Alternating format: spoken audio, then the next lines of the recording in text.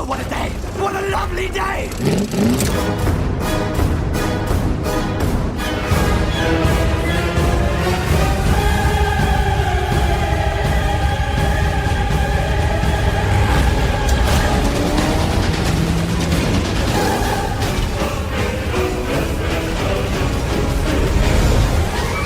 Welcome to the Mad Max Minute Podcast, the daily podcast where we break down Mad Max 1 minute at a time. I'm Rick. And I'm Julia. And today we're talking about minute 72, which begins with May arriving with a shotgun, and it ends with Jesse getting into a van with Sprog. So we pick up today where we left off yesterday with Toecutter kind of stroking his face, and he says very sternly, "Don't change the subject." And we said that this is definitely in reference to Jesse wanting to know exactly why they're there and, you know, cut the crap about you wanting the hand back, because that's such an absurd request. Yes, he's not done playing.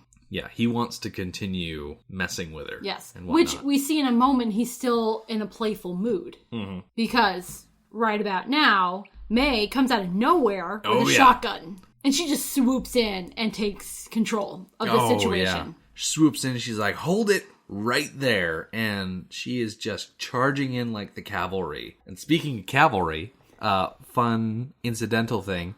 So Ming-Na Wen, the voice of Mulan, who I gotta say, she's 53 years old and she looks amazing. Oh, yeah. Yeah. You watch her on that TV show, you would not, like, it surprised me when I saw how old she was. Anyway, so her character in Marvel's Agents of S.H.I.E.L.D. is Melinda May, and her character's nickname is the Cavalry. So, you know, May coming in like the Cavalry, and then you get this show with May, and it's called the Cavalry.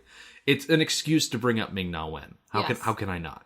You take every opportunity to talk about Ming-Na Wen. Because she is awesome. Yeah, she is. So, getting back to the actual movie, May arrives with this double-barreled shotgun. And Internet Movie Firearms Database states that this is most likely a 12-gauge Charles Parker 1878 side-by-side shotgun. Now, I'm going to venture a guess that this isn't actually like a 100-year-old made in 1878. I think it's just that the was style. My question. I mean, like, did they use an antique gun? May Swaisey is old, but she's not that old. I don't know. In this society, I feel like you use what you have. Yeah. And in an old farmhouse, it could just be an old gun that sat over the mantle for however long, and now she found reason to pull it down off the shelf. Yeah, realistically, there's probably a lot of stuff that's over 100 years old in that farmhouse. Very true. Especially in, like, the storage rooms and the barn, and yeah. Yeah, tomorrow I have a sneaking suspicion that the doors that are on those sheds are also 100 years old, because they are very disappointing. Oh, I don't know. We'll talk about that tomorrow. Plenty of time for that later. So May arrives and she's pointing her shotgun at the group, and I don't even know how to I'm at a loss for words. Yes, I was going to say there are no words for Toecutter's reaction. It's just so comical. There are some things in this world that you cannot describe in order to convey their essence to someone who cannot directly see it. You should make a GIF. Can you make a GIF of this moment and post it up on Beyond Microphone? Oh, I might just take the minute. I might just take the video that we watch as reference and just post straight to the discussion page. People absolutely need to see Toecutter and what he does here. Oh my gosh. He is so over the top. Like, I straight up wrote in my notes, and the AFI award for Best Actor goes to, because this overreaction is it's funny, it's precious, it's so true to the character.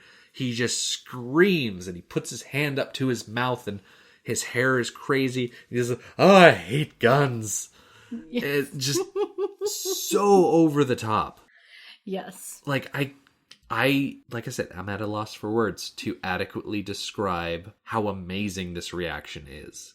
And to immediately contrast this comical moment, you have Bubba, who walks towards May and goes, "Old woman." Yeah.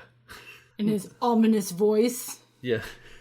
He's so boring by comparison. He is. Like, even when he has a gun pointed at him, he's just kind of walking towards May with his arms down at his side and... Yeah, I mean... Giving her, like, a little bit of I a know one. On paper, he's boring, but I find him anything but boring. Even in this moment, when he's being compared to Toecutter and his exuberance... I gotta say... I feel like Bubba's performance is very subtle and quiet and nuanced, but there's something about it still. I should definitely clarify, I don't find him boring. I find, like, if all you ever see is how his body moves... Yes. There's not much to it. Yes. But on I feel paper, like he is boring. the actor's portrayal of the character is what elevates it. Absolutely. And makes it more than just someone who kind of walks around with their arms at the side all the time. Yes. In this moment, we also get another shot of Mudguts up on the side of the wall, and he has changed position. He is splayed out. Yes, it's quite spectacular. Yeah, he's kind of sitting in the middle of the windowsill with his feet crossed, and then he's kind of got his hands up in each corner of the window. Just Cristo Redempto up there. Yep.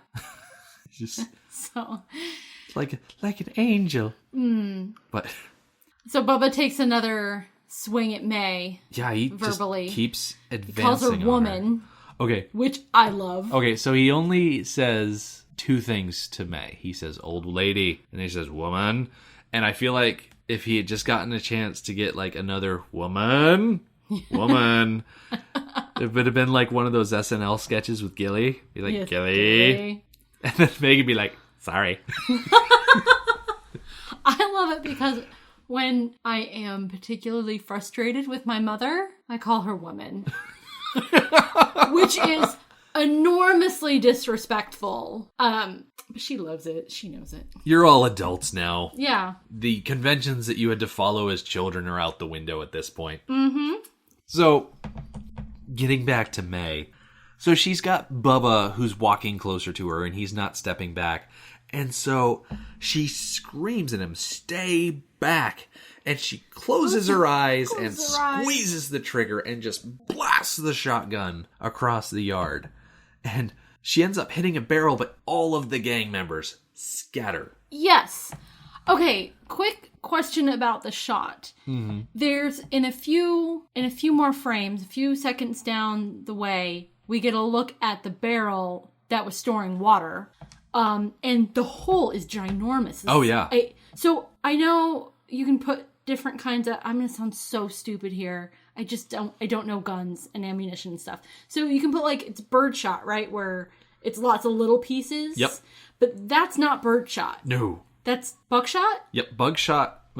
rewind. Yeah, buckshot is pretty much larger pellets. Okay. That's how you get like the big holes. Yeah. And stuff. Because birdshot is pretty much you're knocking a bird out of the sky, and then the dog goes and kind of snaps its neck. And then buckshot is bigger pellets because it's meant to penetrate and disable. And then you've got slugs, which are just giant chunks of lead. Okay, so what do you think that was? Oh, that was definitely buckshot. Okay.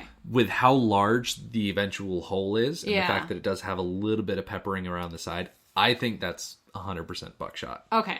100%. So, yeah, it's a pretty great scene where they all scatter. Mm-hmm. Toecutter especially looks particularly surprised. Oh, yeah. That she actually shot the gun. Like, the look on his face is kind of like he's kind of dumbfounded. Like, he can't believe that she actually had the guts to pull the trigger.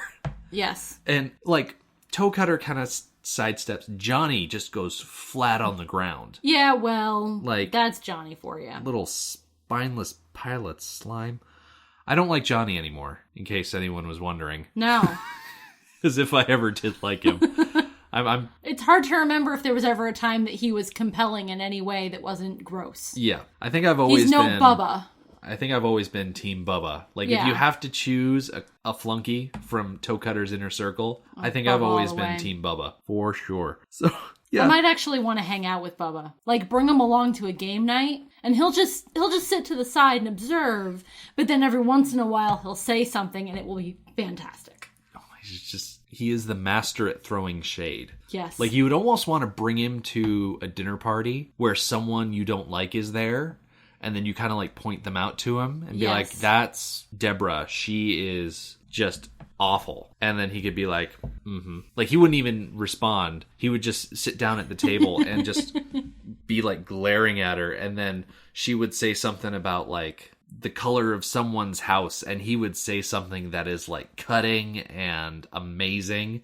And it would be one of those moments where like someone's holding a dessert fork and they would like drop it. It would clatter against the table. And you'd be sitting there like, yeah. Oh, it is a pity we don't get more of Bubba in this scene. Yeah. Oh. Where even were we? So, like I said, everybody scatters. And we cut Max. to Max and Benno out in the woods. And Max turns because he hears the sound of the shot. And he kind of turns, walks a little bit towards the camera, and then, starts making his way back. Mm-hmm. And I have to wonder how far out he is, because Jesse was literally just running around the yard screaming Sprog's name. How far away was he that he couldn't hear that, but he hears the shot clear as day? Well, one, I think that field that we see in between the woods and the house is big. Yeah. It takes a lot of time for people to cross that. Mm-hmm. Second of all, the difference between somebody calling out a name and a shotgun shot, vastly different. Yeah. That shotgun sound would have carried a lot more than her voice. Yeah. Explosions do have a way of doing that, don't they? Yes. But I just... Has he realized yet how dumb of an idea going into the woods was? I think my issues with this moment will resolve your issues with this moment, okay. which will resolve my issues with this moment. Okay. We're going to Ouroboros this. My issues with this moment, why doesn't he take off running? Right. Yeah, because he doesn't... He doesn't show a lot of I don't want to haste. say that he hesitates, but he doesn't take off running. Yeah, he takes like 2 steps, and then we cut back to the farmhouse. Thinking about it. So what maybe is happening is that he is having that realization. He is debating in his head, do I go back to where I have evidence, i.e. the shotgun sound of danger, or do I keep going forward where I have information that people are? Yeah. He's got two pieces of information, and that's all he has. He doesn't have anything else. He doesn't have a lot of context for what's going on. He just has these 2 pieces of information. That is, there is danger in both places. And he takes those 2 seconds of not running to make the decision to go back. So he's getting the realization that he should not have run into the woods. I think so. Yeah, because he really should not have gone into the woods. No. Into the woods. I was going to say, he's lucky he didn't break into song. Oh, that would be agony. Mm-hmm. Has Mel Gibson ever done a musical? You know what? That is Googleable. Let's look it up. Well, there is a singer named Mel Gibson, but it's not... Definitely not him. No. Yeah, I don't think Mel Gibson has ever done a musical. Okay. Okay, listeners, if Mel Gibson has ever performed in a musical, please let us know about it. Yes. I am very interested to find out. Because if he has sung or danced or done anything like that, you better believe we want to watch it. Yes, for absolutely. Sure. So we cut from Max and Benno in the woods back to the farmyard, and we see this giant tear in the side of the barrel and water just streaming out of it. And something interesting happens. We go from the barrel to a shot of Toecutter kind of righting himself and Johnny getting up off the ground. And it's a short shot.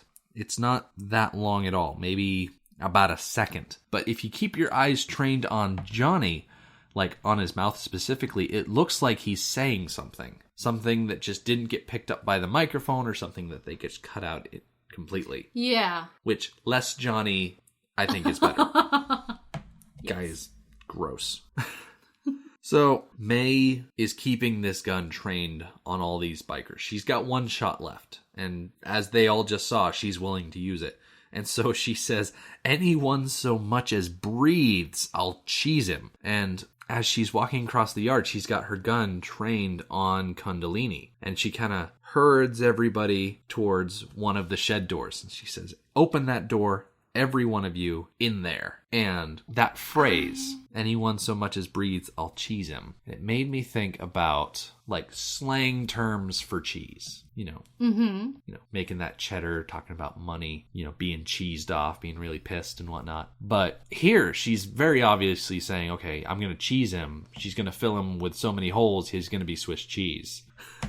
And that made me type something into Google that I never thought I'd type in. And it was like history of Swiss cheese in Australia. And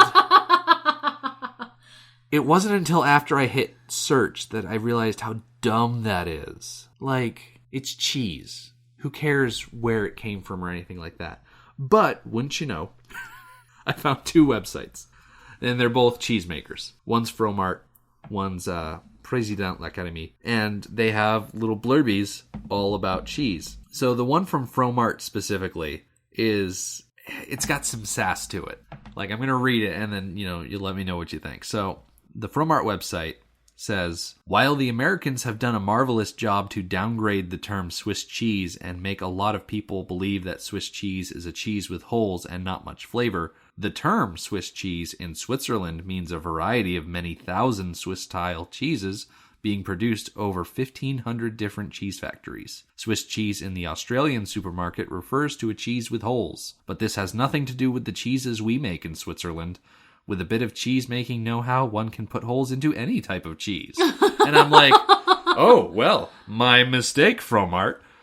I feel like your sarcasm is a bit much coming from a country and a person who likes American cheese, which isn't cheese. I have no defense for that. Okay. But I love the sass in that. Be like, well, the Americans do this and the Australians think that, but, true Swiss cheese, and they're all high and mighty about it. And I'm like, okay, well, sorry for being so presumptuous, I guess. Oh, but if you thought that was long-winded, the Président l'Académie website has like 3 paragraphs all about cheese, and they talk about how it bears a mild resemblance to Emmental cheese, which is a medium hard yellow cheese that originated in Switzerland. But, Swiss, on the other hand, has a more distinctive look, and that the little holes in Swiss cheese are actually called eyes, and they vary in size based on how they were prepared and whatnot. And it's crazy, because they just talk so much about it. But what stood out to me is where they say there are 2 variations of American Swiss, Baby Swiss, which is made from whole milk, and Lacy Swiss, which is made from low-fat milk. So that whole 1,500 varieties of cheese that was mentioned on the other website, yeah, like even amongst Swiss cheese, there's just myriad different types and varieties, which makes a lot of sense because even cheddar can have tons of different sharpnesses and flavors and whatnot. Yes. I think the main point I'm trying to make here is that cheese is an amazing substance, and I love it, and I would eat it with every meal if I could, because it's amazing. Agreed. Yeah. I actually really, I want a grilled cheese sandwich right now. Yes. We have no bread, though. We're not in the habit of buying bread because we don't eat it fast enough. Nope. What's that? I'm sure it's out there, but you know how they sell gallons of milk and, well, not gallons, in like quarts and pints and whatnot? Mm. And we get the... We get the quarter... Wait, I know it. We get the quarts. We get the quarts of milk, which we still struggle to drink before it goes bad. They need to do that for bread, too. Like little tiny loaves. Like, I just want to buy 4 slices of bread. Because, the way they slice bread and then, the whole loaf is, over a foot long and you get, so many slices. And, yeah, that's good if you're making sandwiches all the time. But if you just want to have sandwiches over a weekend, cut it back. Dial it back. I'm sure that there are breads out there that are, half the size. Yeah. And, we could always make our own bread. Yeah, sure. But, I've never had an instance where homemade bread comes out quite like store-bought bread. I don't care to put that much effort into my food, which sounds horrible, but I just don't. Yeah, because if you get a good store-bought bread, when you buy the cinnamon swirl bread and you make that French toast out of that, or you get the extra thick cut, Texas toast style bread and you make the grilled cheese out of there, so it's extra thick. Yes. Bread, extra toasty. Wow, we are getting so off topic. Yes, we are talking about bread. Thank you, Jeez. May, for making us talk about cheese. Yep. Okay. Definitely need to mention in this shot where she is herding everybody into the shed door that Mudguts has started climbing down from the windowsill. And where he was sitting on the windowsill before, he's kind of shifted down, and now he's just kind of standing on the open door below the window where he was sitting. And it is a very precarious situation. He's balancing on a very thin surface. It absolutely is. Like, if my Nana saw that, she'd be like, oh, he's going to break his neck. He's going to fall and break his neck. And he's lucky he didn't. That's all I'm going to say. He's lucky he didn't break his neck. Yes, Nana. Yeah. We unfortunately don't get to see him physically climb down or jump down or anything like that. That would have been awesome. I suspect that he just jumped from the top of the door. Mm-hmm. Yeah, that would be the fastest way. Mm-hmm. Yeah, when we see him next, he's going to be in a position where, like, something definitely happened that we didn't get to see. Yeah. And we didn't really get to see it because as everyone is walking across the yard, we kind of zoom in on Diabando and Sprog. So Diabando stands up and he kind of drops Sprog into like an inner tube or something like that. And I like that because Diabando's been holding this kid the whole time and he puts him down so gently. Yeah. Like I said, drop, but he didn't actually drop. Right. It harkens back to what we mentioned yesterday about Diabando, like, being gentle with Sprog. And he continues that here, puts him in, you know, a confined space. Yeah, it's an old tire or something, some sort of inner tube, but it's better than just open to the yard. Keep him from falling over. Yes. And he also leaves something in Sprog's lap. Yeah, I think he's holding like an orange or a fruit or something like that. Yeah, it's so hard to tell. But he drops it in Sprog's lap. Oh, it's like if he had an apple or something, he was like cutting it up with the hatchet and like letting Sprog eat it. Yeah. Oh. It's like nice, right? Yeah, that's very non-typical of a biker. You know, it occurred to me that we don't know much about the personal lives of these bikers. Right. They may have kids. Like kids that they left behind to join the gang type of thing. Yeah. Like they could be caking their cut and sending it somewhere. Right. They may be out in the world making money to send home to their family. Just a possibility. Yeah, I think that humanizes them too much. Right. We don't want them humanized. Although the way Diabando interacts with Sprog humanizes Diabando. Yeah. I mean, a lot of the lieutenants don't go out quite as gruesome as Toecutter does. I think Toecutter, Bubba, and Johnny probably get the worst of it. Okay. I don't remember that stuff at all. I mean, of course I remember Johnny, but I don't remember how the other gang members die. Yeah, we'll definitely be talking about that for sure. Yes. So May is hurting everyone. She says, "Jesse, get the van." I wanted to point this out because we heard Toecutter call it a wagon. Now we've heard May call it a van. And while I see it as a wagon, like a station wagon, you have persisted in calling it a van. Mm-hmm. And I feel like May calling it a van validates you, which makes me happy because I like you. And I like when you are validated. I also like when I'm validated. But we've both been validated, so. Yeah. Although, whatever. If you want to quantify the source, your source is Toecutter, my source is May Swaisey. Yeah, well, Sheila Florence is about to spend several years as a prisoner in cell block H, so I guess. I don't think she's all that reliable either. That's a whole different life, though. And she's the one that closed her eyes and shot a shotgun. I have to say, that is true. We never see Toecutter point a gun in the general direction of people, close his eyes, and fire it. He fires into the air. Yes, and then shoves the shotgun in Johnny's mouth, but he was proving a point. Yeah. Well, so was May. As he didn't have his finger on the trigger, so he was practicing good gun safety, which is it was also so not tenuous. Loaded. It was also not loaded at the time because both shots had been fired. I should specify, putting the barrel of a gun in someone's mouth is not practicing good gun safety. No. What I meant is that he didn't have his finger on the trigger when he had no intention of firing. That is good gun safety. Good gun safety. Trigger control. That's what it's all about. So after we see Jesse swoop in and grab Sprog after May tells her to get the van, we cut back to the forest where we see Max and Benno, and they are running full sprint at this point through the trees. Yes. Trying to get back. And I know I mentioned it earlier, but I'm wondering how far they went. Like, did they go all the way to the beach and then, like, double back? Because the time they've spent there, you know, it's been a while, for sure. I can't imagine that they're really that far into the woods. It hasn't been that long since Max and Jesse separated. That's true, because movie editing time is different than, like, things happening in sequence. May and Jesse walk back to the house. May deposits Jesse on the couch, goes make a phone call. We're pretty there with Jesse the whole time. Yeah. Not too much cutting around before she remembers that she has a child. Runs out to the wagon, finds Sprog missing, wanders around the yard for really only a couple of seconds, and then we start this whole scene. It hasn't been that long. I suspect they're not that far into the woods, but that field is a problem. Yeah. Like, we're going to see later on, just, it takes them a while to cross it. Yes. For sure. But speaking of running across grassy areas, after we cut back to the farmyard, we see Jesse running with Sprog off towards the van. And as you listen to this minute, you can hear crying and whining that are supposed to be coming from Sprog.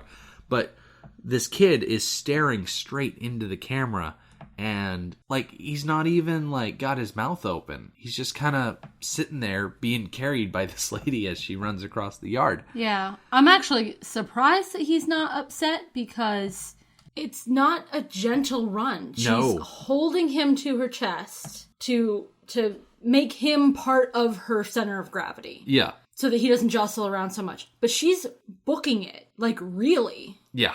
Running, and he is being jostled around. So I'm surprised that he isn't freaking out, but he's not. Well, you know, toddlers are bad actors. I guess so. Now, I wonder, how do directors and whoever get babies to cry when they need them to cry? Because you can't make a baby cry. That's cruel. Yeah. You can't, like, poke a baby until it cries. Or you can't, like, take away its toy so that it cries. Like, you just can't do that to a human being. Yeah, because babies don't play at crying. They right. legit cry. There is no acting involved. They're just there, hopefully doing what the director needs them to do. Mm-hmm. So, in this case, where the crying is ADR, like, do they just wait till the baby is crying and record him? Oh, probably. Because, I mean, babies, they cry all the time. Yeah, they poop, and then they get hungry and wet so they themselves. Was somebody in charge of follow the kid around for a little while and just kid being a kid. If he starts to cry, record it. Oh, I just realized something. If you have a kid that is crying, you could take a voice recorder and record that crying and then B-roll. sell it to a studio as an audio clip. Oh, that's probably something that people do. That is taking lemons and making lemonade. Yes. For sure. Baby lemonade. No. I don't think you thought I was going to go that direction. You crossed a line there. I don't know what line that was, but oh gosh, that's weird. So weird. It's like Lemon Hope. Little baby lemon Little hope. baby lemon hope. Oh, Adventure Time. Okay. Anyway. Again, where were we? So, Jesse runs across the yard, and then we get another shot of Mudguts, Kundalini, Diabando, and Starbuck kind of backing into the shed as May advances on them with her shotgun. And Mudguts, little punk, always the weird one. he like spits something towards May, and then he's got this dumb grin on his face. I think that he is quite enjoying himself. Yeah? You think he's just dreadfully amused at all of this? No, I think he's dreadfully turned on by all of this. Okay. I didn't get that sense. But I think that he is enjoying this in a very creepy way. Yeah, I agree. Like being dominated by a woman. Because in essence, that's what's happening. They are being dominated by a woman who is exerting power over them. Very matronly and woman. There are plenty of men that this scenario does it for them. Okay. That is not a hard thing to imagine. Yeah, I believe you. Yeah. I'm not going to argue. So I think he's having a good time. All right. If that works for him, that works for him. Yep.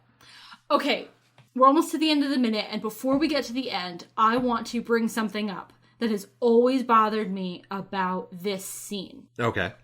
Even before we started analyzing it, just watching the movie, this scene bothered me. Because these 8 men who are mean and dangerous and tough and are killers and rapists just are completely cowed by this woman with a shotgun with 1 shot left. They don't even fight her. Yeah. They offer, once she shoots the shotgun once, they offer no resistance. She's like, get in that door. And they're like, okay. And they offer no resistance, and I don't understand it. One possibility that you mentioned off microphone is that they don't usually face people that fight back. Very true. They have numbers and appearance on their side, and so they've actually come up against someone who is willing to pull that trigger. And suddenly there's this whole, well, I don't want to be filled with buckshot. That sounds awful. And so I think they're just kind of playing along with what she wants them to do for the time being. Yes. You know what I mean? Mm-hmm. I like the term playing along. Yeah, because they can definitely overpower her. Yes. They just can't guarantee that one of them won't be shot. Because they're already a man down with Kundalini out of action. Yes, I suppose if Kundalini wanted to sacrifice himself and get May to shoot him, then she would have no ammo left. Yeah. He was going to die anyways. Yeah, I don't think they're willing to do that, though. No, I don't think so. It's kind of ridiculous. Yeah. But I like the idea that they're playing along, that they have a plan. I mean, they get what they want in the end. Yeah, we definitely see them... I mean, I wouldn't say they win in the end, but they get what they want. We see them springing into action tomorrow, for sure. But in the meantime, Jessie hops into the van, she gets it started up, and May, we see like just the tiniest little snippet this minute of her locking the door. We're actually going to start tomorrow with her sliding the bolt closed and locking the door. Yes. Yeah, so we're definitely going to get into that, pick up where we left off. But in the meantime, our website is madmaxminute.com. You can follow us on Twitter at madmaxminute, like us on Facebook, and join our listeners page, Mad Max Minute Beyond Microphone. Thank you for joining us for Mad Max Minute number 72. We'll see you tomorrow. Motorbikes and leather men, take me to the edge of the dream.